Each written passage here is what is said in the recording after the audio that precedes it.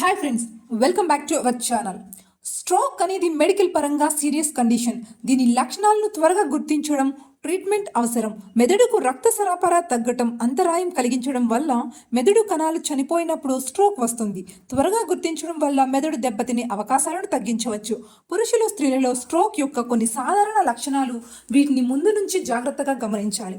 దీంతో పాటు మరికొన్ని విషయాలను మీరు దృష్టిలో పెట్టుకోవాలి. పేషెంట్ ఆకస్మిక బలహీనత గురించి చెబితే దాన్ని తేలిగ్గా తీసుకోవద్దు.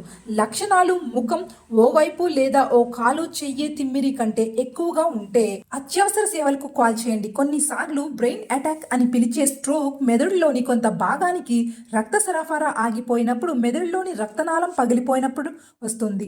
స్ట్రోక్ లక్షణాలు ముఖం, చెయ్యి, కాలు, ముఖ్యంగా శరీరం ఒక వైపున ఆకస్మిక తిమ్మిరి, బలహీనత, ఇబ్బందిగా అనిపించడం, మాట్లాడడంలో ఇబ్బంది, మాటలను అర్థం చేసుకోవడంలో ఇబ్బంది, 1-2 కళ్ళల్లో ఇబ్బంది, యాదృచ్ఛికంగా దృష్టి కోల్పోవడం తరచుగా స్ట్రోక్తో సంబంధం కలిగి ఉంటుంది.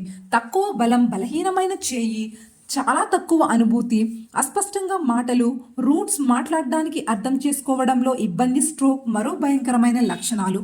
ఈ లక్షణం రోజు పెరిగే కొలది మీకు పెరుగుతోంది. సడన్గా కళ్ళు కనిపించకపోయినా దీన్ని నిర్లక్ష్యం చేయవద్దు.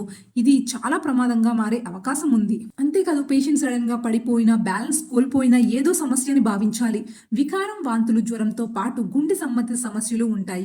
కొంతమందికి ఎక్కిళ్ళు వస్తాయి. స్ట్రోక్కి ముందు ఆహారాన్ని మింగలేరు. తలనొప్పి ఎల్లప్పుడూ కూడా నిర్లక్ష్యం చేయవద్దు. మీ తల అకస్మాత్తుగా నొప్పిగా ఉంటే, మీకు ఇతర కారణాలేవి కనిపించకుండా ఎక్కువ తలనొప్పి వస్తే మీ చుట్టూ ఉన్నవారిని హెల్ప్ అడగండి. చాలా మంది పేషెంట్స్ తలనొప్పి ఎక్కువైతే పక్కవారికి చెప్పడం వల్ల మూర్ఛ, మైకం రాకుండా ఉంటుంది. స్ట్రోక్ లక్షణాలని గుర్తించేందుకు మీరు మీ చుట్టుపక్కల ఎవరైనా గమనించినప్పుడు ఏం చేయాలి?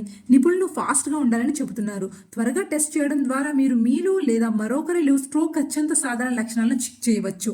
నవ్వమని వ్యక్తిని అడగండి. వారు హాయిగా నవ్వితే మంచిది, లేదా ముఖం ఓ వైపు వంగిపోయి ఉందో చూడండి. చేతులు పైకి లేపండి. అతని చేతుల్లో ఒకటి బలహీనంగా కుంగిపోయి ఉందో గమనించండి. వ్యక్తిని ఏదైనా చదవమనండి. ఆ టైంలో సరిగా చదవకపోయినా ఇబ్బంది ఉన్నట్లే. పై వాటిలో దేనికైనా సమస్య అనిపిస్తే ఎమర్జెన్సీ కాల్స్ చేయడం ముఖ్యం. ఇక మూత్రాశయంతో సహా కండరాలను కదలలేకపోవడం, కొద్దిగా జ్ఞాపక శక్తి తగ్గిపోవడం, మానసిక స్థితి, వ్యక్తిత్వంలో ఆకస్మిక మార్పులు, సామర్థ్యం తగ్గడం, మెదడును రక్షించే మెదడు పదార్థానికి రక్త సరఫరా మెరుగవుతుందని చెబుతున్నారు. అందుకే స్ట్రోక్ వచ్చినప్పుడు టైమ్ ఈజ్ బ్రెయిన్. పెద్ద నరాల్లో అడ్డంకులు ఏర్పడితే దాన్ని ఆపేందుకు 24 గంటల వరకు స్ట్రెంట్ రివర్స్ ద్వారా సమస్య దూరం అవుతుంది. మెదడుని రక్షించేందుకు గోల్డెన్ పీరియడ్లో వీలైన ఎక్కువ మందిని స్ట్రోక్ రెడీ సెంటర్కు తీసుకువెళ్లడం అవసరం. సిటీ స్కాన్, ఎంఆర్ఐతో, బ్రెయిన్ ఇమేజింగ్తో స్ట్రోక్ని నిర్ధారించవచ్చు. స్ట్రోక్కు యాంటీ ప్లేట్లెట్, స్టాటిన్స్, యాంటీ కోగ్యులేషన్స్తో పాటు రక్తపోటు, చక్కెరపై తగిన నియంత్రణతో ట్రీట్మెంట్ చేస్తారు.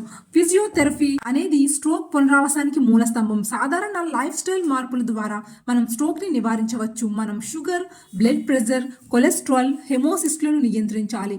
స్ట్రోక్ ప్రమాదాన్ని తగ్గించేందుకు క్రమం తప్పకుండా వర్కౌట్ చేయాలి. స్ట్రోక్ ప్రమాదాన్ని తగ్గించడానికి మనం తీసుకునే ఆహారంలో పండ్లు, కూరగాయలు ఎక్కువగా, ఉప్పు, సంతృప్తి కొవ్వులు తక్కువగా ఉండాలి. ఆహారంలో ఇతర పనులతో పాటు మెడికల్ ప్రిస్క్రిప్షన్ ప్రకారం స్ట్రోక్ నివారణ మందులను క్రమం తప్పకుండా తీసుకోవడం చాలా ముఖ్యం.